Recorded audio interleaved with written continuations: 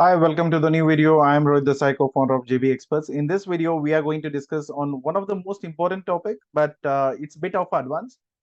In normal import-export business, you normally don't get into deal with this, but this is something which is very important. You need to be very aware of it. And when it comes to businesses, uh, when you really want to do something that to hide and seek kind of a game where you don't want to disclose who is the supplier is, or in some cases you don't want to disclose who is the buyer is, this is one of the piece which you can manage those of stuff. Along with that, there are a bit of complications, advantages, disadvantages. That's anyhow we are going to discuss in this video. But this is one of the major topic, and this is normally you get to know about this only when you are in an advanced stage, right? At a beginning time, if you're a beginner, then doesn't make any sense. So, but still, just having a knowledge of this on the basic level is very much important. So let's get started. So, guys, the basic introduction. So, the high sea sale is a sale of goods that takes place while the goods are in transit on the high seas. So, this means the goods are not physically located either the country of the seller or either the country of buyer. It means that the product is not even reached to the, for example, the supplier is from US and the destination is India. So neither it's in US because already the product has been dispatched from US and it's almost about to reach or to reach to India, but there is no a concrete saying that it's the product has already reached the Indian Ocean or an Indian border. So the container with the vessel is still in the transit. That is what you need to understand. So if I have to draw and show you, for example, so you can consider this as a US border and this as an Indian border.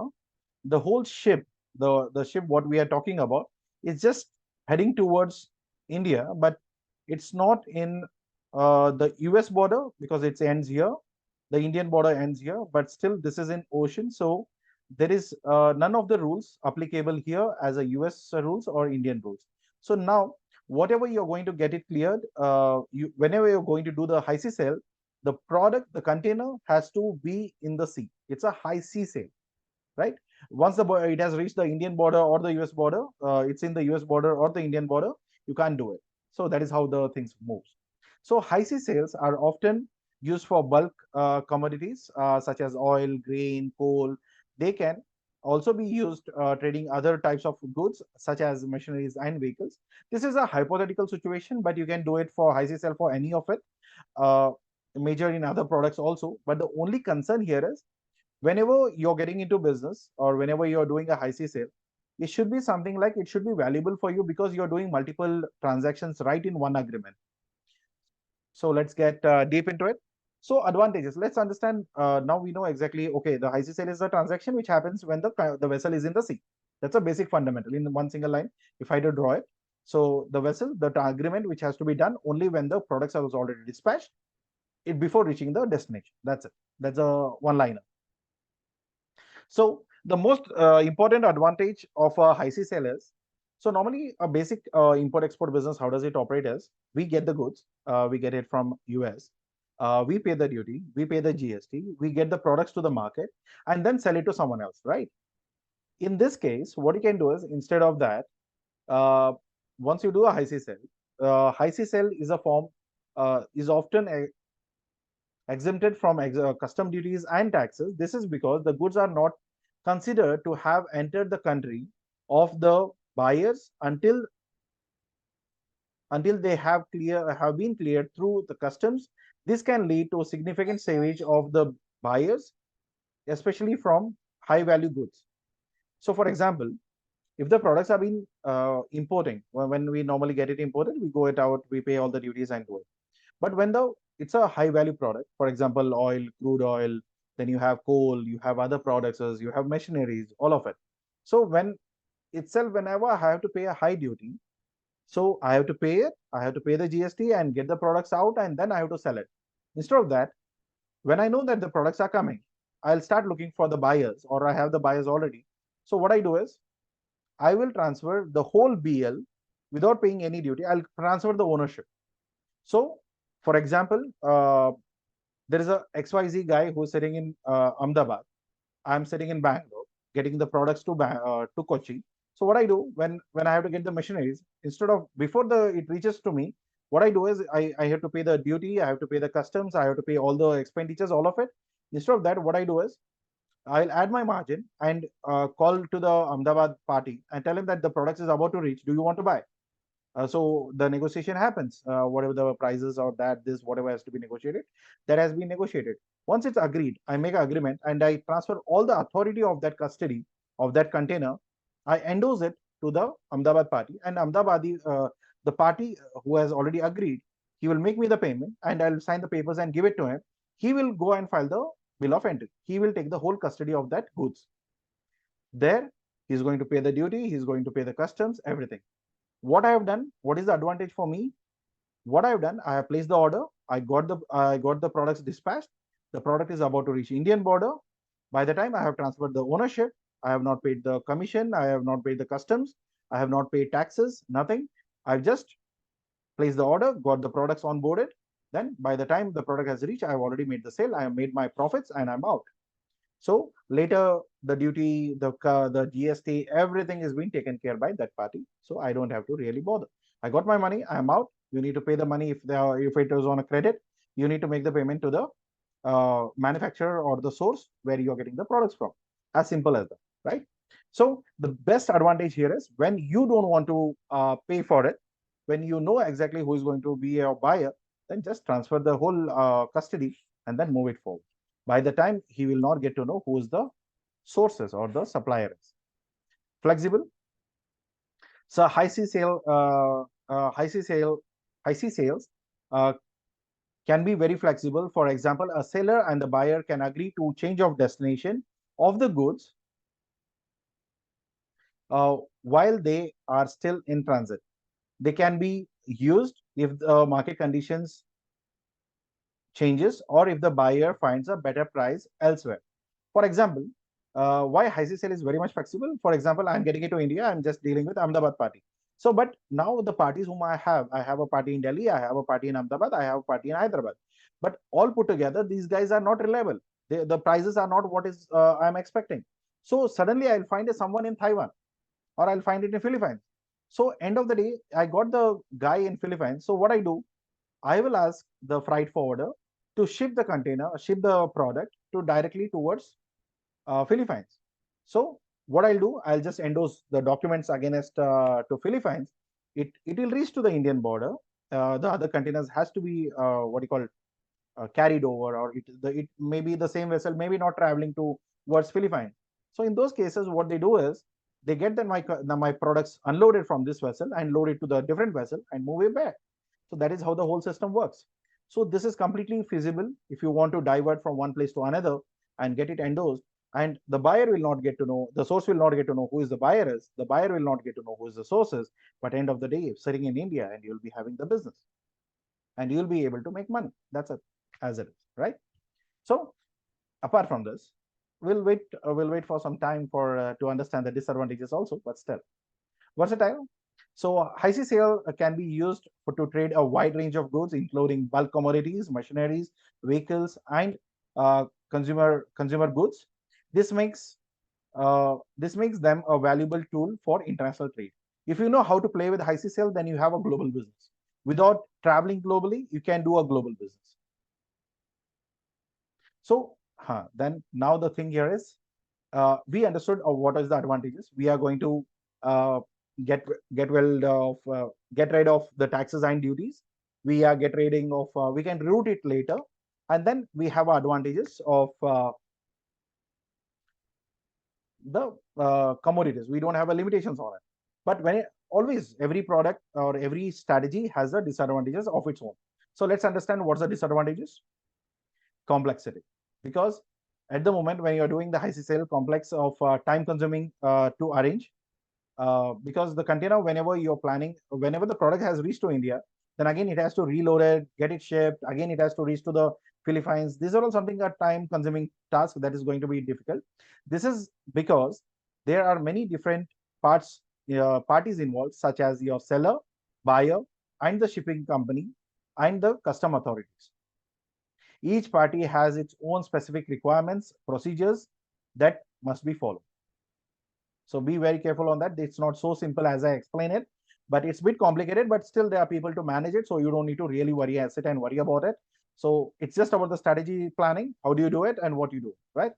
Risky. So obviously everything comes with a risk. So high sea sale is can be risky. For example, the goods could be lost in or damaged while in transit. So now I have transferred the authority or the custody of the container to Ahmedabad party, right? So in that case, if that container has some kind of a damage or theft or something which has happened, which shouldn't happen, at end, the Ahmedabad party goes and try to collect the container, then they get to know that container is missing or the product is missing or the product is not what he has ordered. So anything could go wrong, and then there is again a lot of scrutiny. Then again there are what you call the fraudulent transactions. Then again we have to sit and discuss what has went wrong, what happened when, and then he may have taken the custody of the product. He thought that he's going to take the custody of the product, but he is going to take the custody of that insurance because he is not going to get that product because that product is in maybe it is not got loaded or the container got missing or it is fell off in the sea, whatever it could be possible, right? So you need to understand this is one of the parameters whenever this is a highly risky thing. But when you have a regular reputations to do the high sea sale, then obviously people don't mind it. So there is also the risk of fraud because the products you have not known, right? What's got loaded into the container. Maybe the seller and the buyer both will cheat you. So there are high possibility when you're buying it. So that's something which is there, where the sellers or the buyer does not fulfill their obligations under the sales contract. So whenever they make an agreement, so it should be everything is written in the clause, but still sometimes it get breached, and later you never know, because end of the day, as a buyer, as a facilitator, you can do a lot of things, but as an end user who is going to the Ahmedabad party who is going to get it from me, if I am not in a goodwill, then obviously I will give him the agreement. I'll give him a lot of certificates, which is a bluff certificates, because he don't have any other validation. When he go and get the custom paid, duty paid, and everything, once he opens the container, and then you get to know there is a something false which is happening. So this is something which you need to be very sure about. So if you are getting into it, and moreover, expensive. High sea sale contract can be expensive. This is because the goods need to be insured against losses or damages while they are in transit. Additionally, there may be other costs associated with the high sea sale, such as shipping and handling fees. Because if you're doing multiple shipments, for example, if if the vessel is moving directly to Philippines and you're routing the ownership, should not be a problem. But if you're planning it to India and later you're planning it to Philippines, then you are in a there is a additional charges, handling fees, loading, reloading fees, all of it. So that is something which you need to relook at. So that is something which you need to fall into. It's all the calculation part. It's not something like not a rocket science, but still there is a bit of calculation which is very much required. How a high sea sales works, right? This is a practical example. So let's look into the steps. The seller and the buyer enter into a high sea sale agreement which specifies the terms such as sale, such as prices, quantity, and the quality of the goods, as well as the payment terms and the delivery terms. Because the product is already in transit, he don't need to wait for a longer time, but he may get the products very soon. But still, that is something which has to be mentioned. Second, that is the agreement part. The seller loads the goods into the ship and dispatches the goods from the port of loading. That is the US, for example, I'm saying. While the goods are in transit, the seller transfers the ownership of the goods to the buyer by endorsing the bill of lading. The bill of lading is the legal document that is served as the title document for the goods. So everyone knows now what is bill of lading, right? So whenever the products are dispatched, you get a bill of lading copy. So now what I do is I take that bill of lading and I endorse it in a form of agreement to the another party, saying that this is the product is yours now. You need to make me this much of payment in that is mentioned in the agreement. Then he has the whole custody and he is going to file the bill of entry. Bill of lading is a document when you send the goods. Bill of entry is the document when you file it when you want to get the products inside your country. The ship arrives at the port of discharge, and the buyer clears the goods through the customs. This process may involve paying custom duty, taxes, depending on the laws of the country of importation. So the basic thing here is now we have done an agreement, right? So we got an agreement signed. We got an agreement signed. The seller sends the dispatches the goods already, so it's in transit.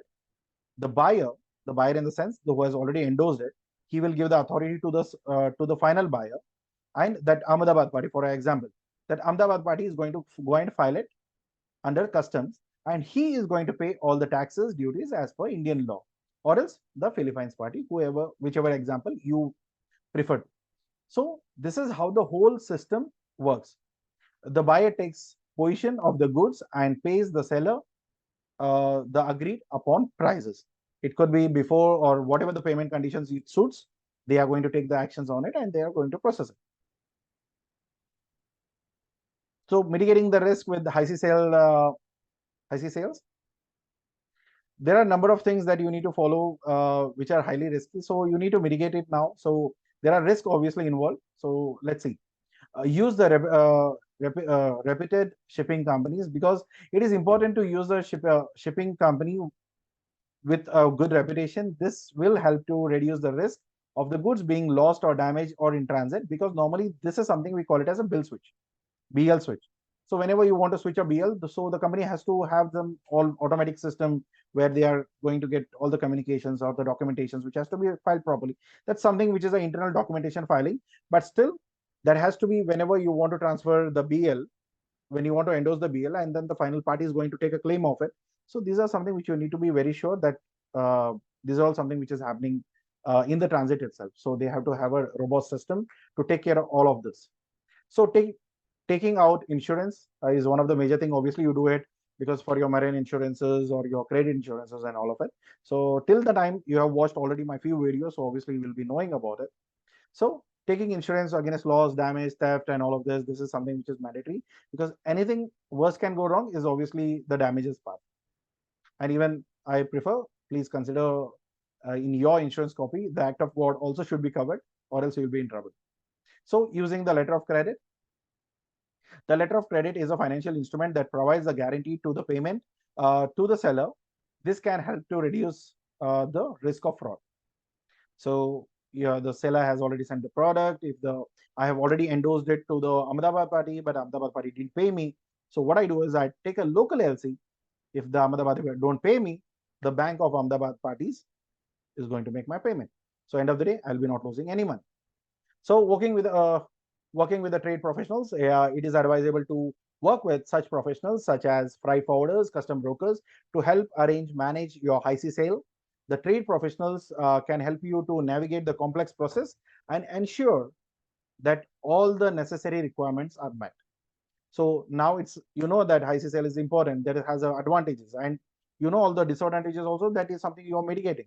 But still, the whole process has to be carried out by a freight forwarder or a CHA who is going to be, who already has the experience in high sea selling. He has the agreement draft, he has documentation, he knows how to endorse it, he knows how to transfer it. Later, if he wants the same CHA to be filing the bill of entry, even he'll do it and give it to you guys. So even it's not only local, even it's in international. This is one of the beautiful strategy what even my company works on, and getting Brazil sugar, sending it to somewhere else, and then getting the products, getting the payment to India. Without the products are reached to India, we make the businesses. That's how the whole thing works. But this is something which is a new thing for you guys. Just go and study about it. We are going to conduct the webinar on this topic on today's evening at 7 p.m. So let's see about it, how it goes through, right? So please join the WhatsApp channel to get the update on this webinar, right? So see you on this. So high sea sale can be a valuable tool for the international trade, but it is important to understand advantages and disadvantages and risk involved. By taking steps to mitigating the risk, sellers and buyers can safely and effectively engage in high sea sale transactions. So we've been working on this from very long time. We have done a lot of trades regarding the same, and this being like a boon for us. We have taken a lot of advantages on this, trading from one part of the world to the other part of the world where they don't know each other, but still we are in the mid and we are doing all of the shipments, and later the things falls in place. But there are a lot of limitations, restrictions, policies, everything comes into play. That is something which you need to understand. To understand that, you can contact us or else contact your freight forwarder. So this is one of the beautiful topic, and this is something which is our most advanced topic which we normally discuss on the different procedures. But still, this is for you guys. Please understand the whole concept. Talk to your freight forwarder. Contact us if you have any trouble in understanding. Drop the comments. Whatever the questions you may have, you can drop it in the comment box. We'll reply to it. And please consider to subscribe to our YouTube channel along with our WhatsApp channel. Follow us there. You will get access to our live webinars, which is at free of cost. If you want to watch the recording, you will get it on learn.exposecz.com. You can watch it there too, right? So stay in touch with us. We would love to see you in the. We would love to watch you the upcoming videos. Stay subscribed and hit the bell icon. This is something is been like a support to us. See you in the next videos. Take care. Bye bye.